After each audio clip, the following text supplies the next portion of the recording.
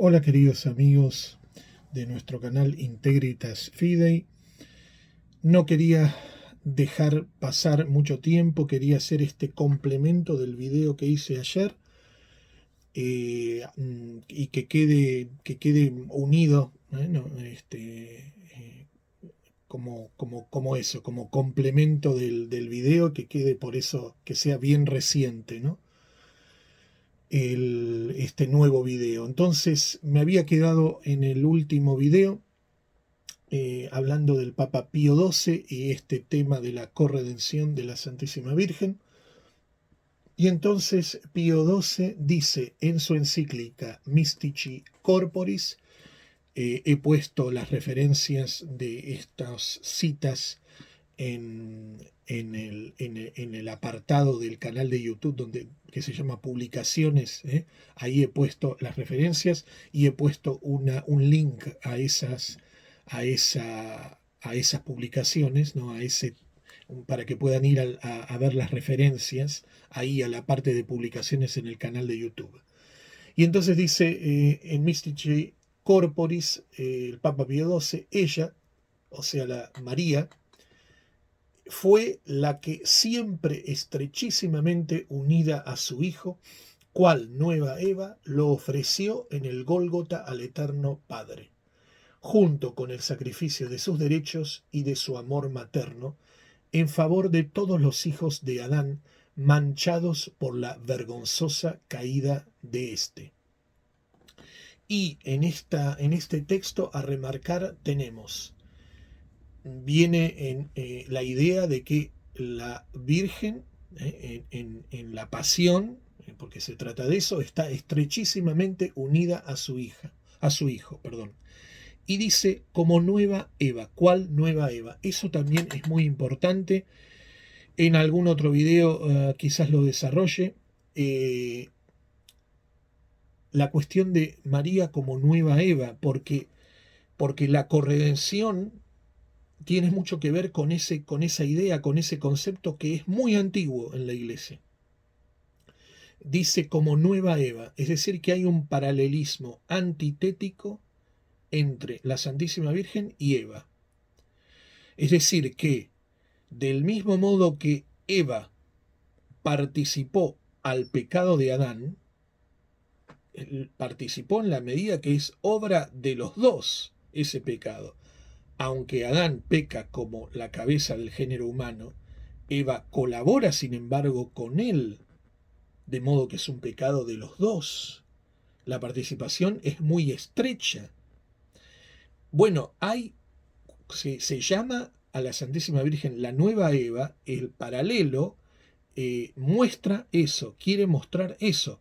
Existe una estrechísima unión en la pasión, en la redención del hombre, en la salvación del hombre, a través del sacrificio de la cruz. Existe una estrechísima unión, entre Jesús y María. Del modo que la redención es obra de nuestro Señor, es obra de Jesús principalmente, pero también es obra de María. Del mismo modo que el pecado original fue obra de Adán y de Eva. La Virgen participa de un modo estrechísimo. Eso está detrás de la idea de este concepto de Adán, de la nueva Eva. Nuestro Señor como nuevo Adán y María como nueva Eva. La corredención, ni más ni menos. Y acá de nuevo el Papa dice que ofreció a su Hijo al Eterno Padre, con el sacrificio de sus derechos, como dijo antes el Papa, ¿no? Que abdicó de sus derechos en favor de todos los hijos de Adán, manchados por la vergonzosa caída de esta, para reparar por ellos.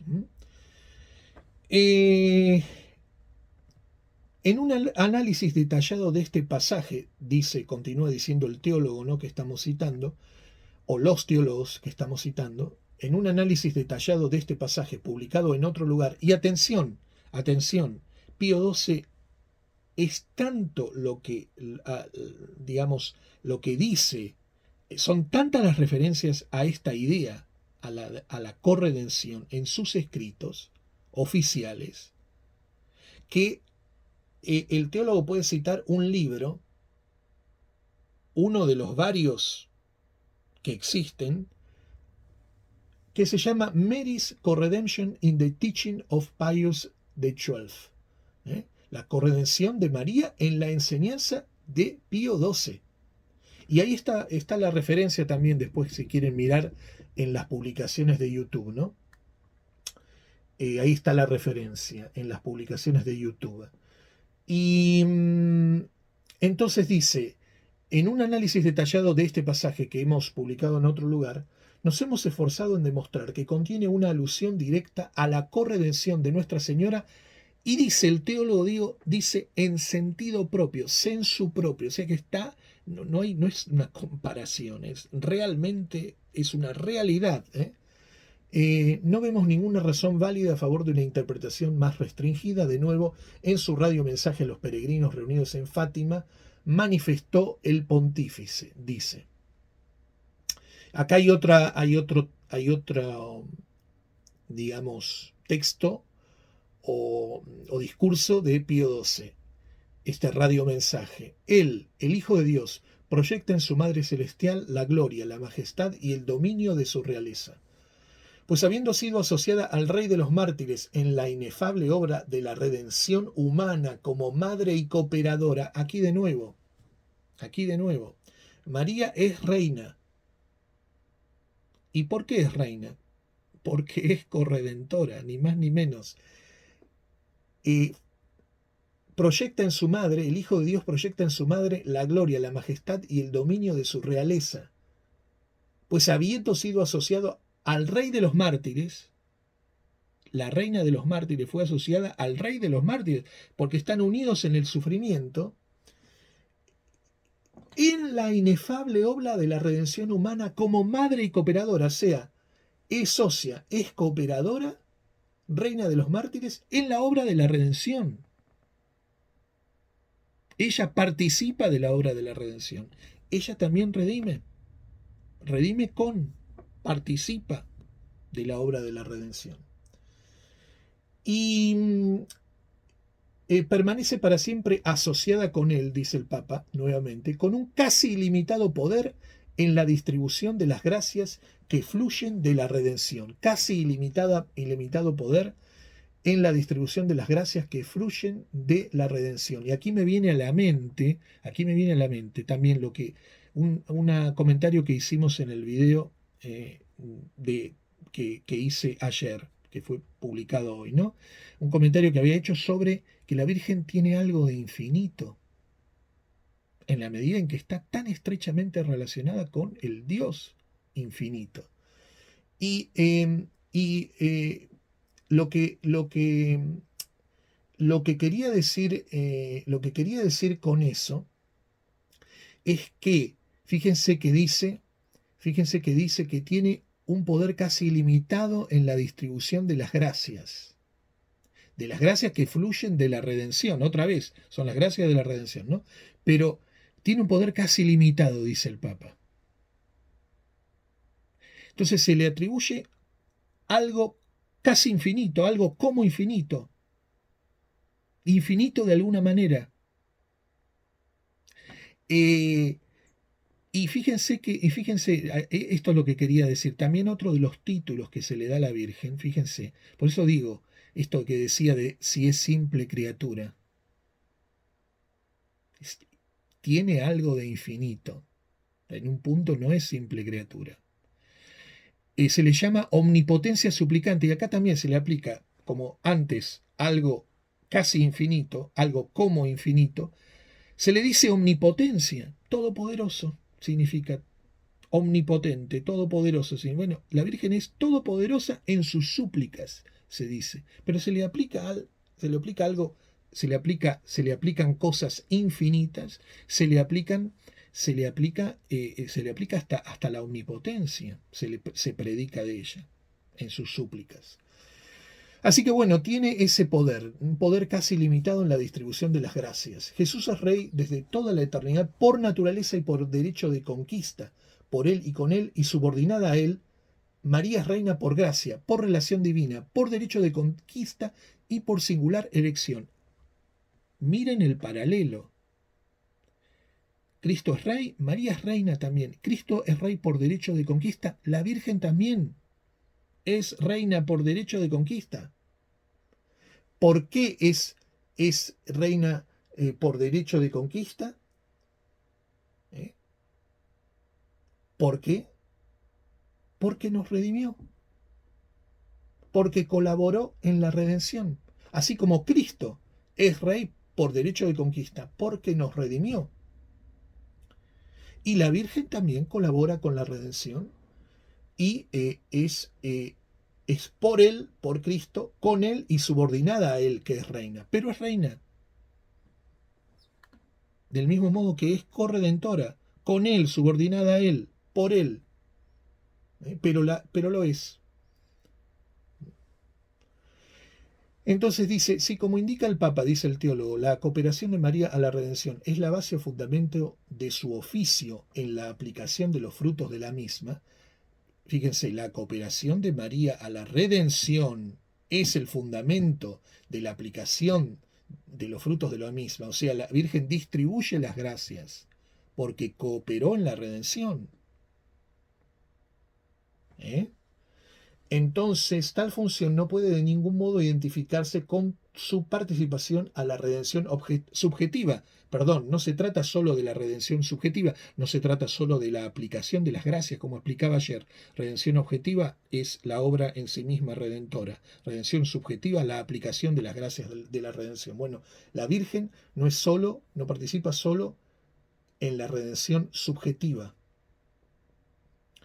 ¿Por qué? Porque como la Virgen coopera a la redención, como la Virgen participa de la redención, y por eso puede distribuir las gracias, porque participa, porque es corredentora, entonces aquí se trata no solamente de la distribución de las gracias, sino, dice el teólogo, de la adquisición misma de las gracias, se trata de la redención misma.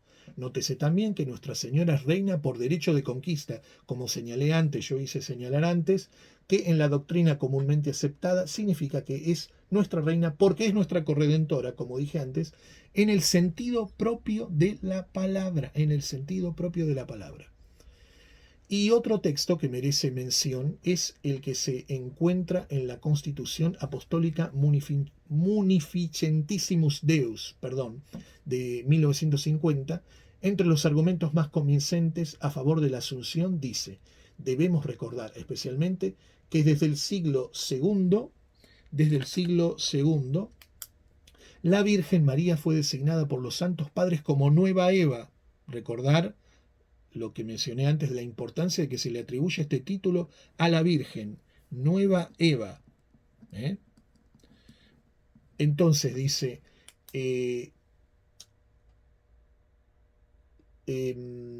desde el siglo II, María fue designada por los santos padres como nueva era, aunque sujeta al nuevo Adán, está íntimamente asociada con él en la lucha contra el enemigo infernal, que como se predijo en el protoevangelio, que así se llama al Génesis, entonces el protoevangelio, que significa, ¿no?, que hace la promesa del Redentor y que habla de la mujer en paralelo antitético con Eva, ¿no?, y que dice que la mujer aplastará la cabeza del demonio porque estará asociada precisamente en esa obra redentora, en esa obra del Redentor que va a ser su hijo. Entonces está íntimamente asociada con él en la lucha contra el enemigo infernal que, como se dijo en el protoevangelio, obtuvo finalmente la más completa victoria sobre el pecado y la muerte. Puesto que la lucha y la victoria profetizadas en el Génesis, hasta ahí, ¿no?, había terminado el Papa, puesto que la lucha y la victoria profetizadas en el Génesis 3:15, dice el teólogo, se refieren a la obra de la redención, se sigue aquí que Nuestra Señora participó íntimamente en la redención. ¿Por qué? Bueno, Pío XII dice, habla de que los santos padres llaman a la Virgen la nueva Eva, asociada con el nuevo Adán en la derrota del demonio y en la redención.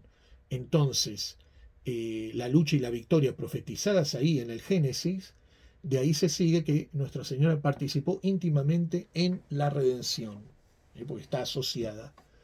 Realmente la intención de este estrecho consorcio entre Cristo y su madre fue especificada por el mismo Papa en otra ocasión con estas significativas palabras. ¿No son Jesús y María los dos amores sublimes del pueblo cristiano? ¿No son el nuevo Adán, no son el nuevo Adán y la nueva Eva, a quienes el árbol de la cruz une en el dolor y en el amor? Atención a esto, paralelo, el nuevo Adán y la nueva Eva, unidos en el árbol de la cruz, en el dolor y en el amor, a fin de satisfacer, los dos satisfacen, uno en unión con otro, la Virgen en unión con Jesús, pero satisface, por la culpa de nuestros primeros padres en el Edén, no son el nuevo Adán y la nueva Eva, a quienes el árbol de la cruz une en el dolor y en el amor, a fin de satisfacer por la culpa de nuestros primeros padres en el Edén.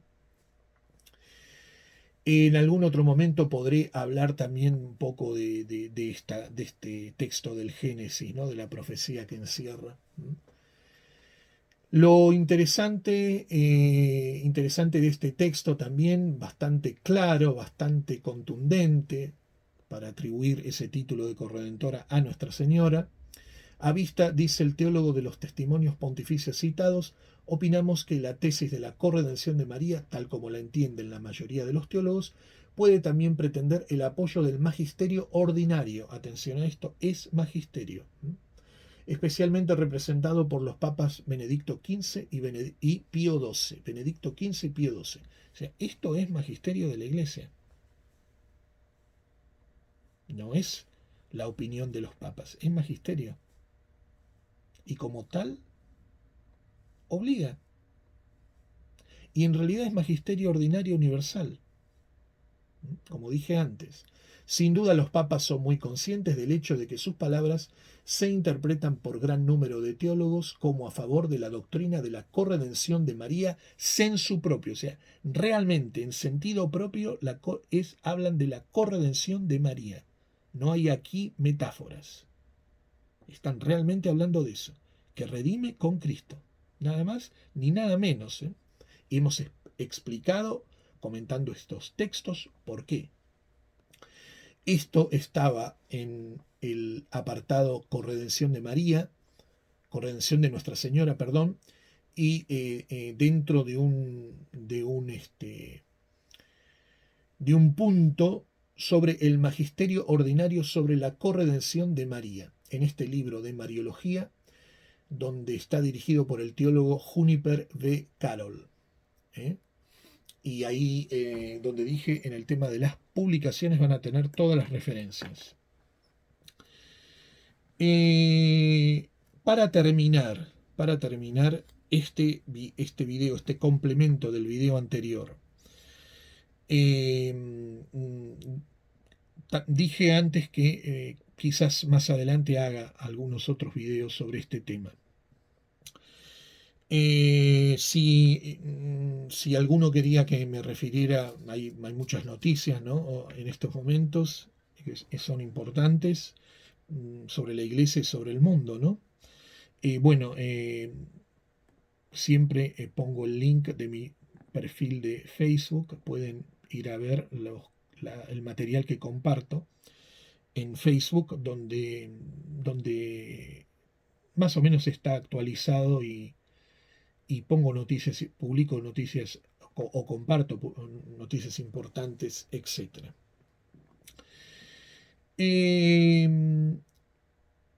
Había dicho en el video anterior que los modernistas se oponían a esta verdad, porque es verdad, esto es una verdad enseñada por el magisterio, es una verdad católica enseñada por el magisterio ordinario universal.